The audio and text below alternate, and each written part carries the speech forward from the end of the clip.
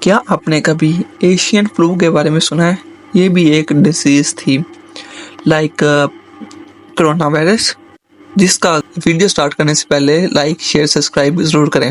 Asian flu کا آغاز China میں ہوا، جو کہ 1956 میں یعنی 1956 میں ہوا۔ آغاز میں اس کو سیریس نہیں لیا گیا جیسے کہ ہر بیماری کو لیا جاتا ہے، ہر بڑی بیماری کو لیا جاتا ہے، جیسے کہ کرونا وائرس کے سے حفاظتی نظام کو ہم نے سیریس نہیں لیا۔ اس طرح کافی بیماریوں ہیں شامل جس میں ایشین فلو H2N2 یعنی کہ ہائیڈروجن ڈائی آکسائڈ اور نائٹروجن ڈائی آکسائڈ کی وجہ سے پھیلا۔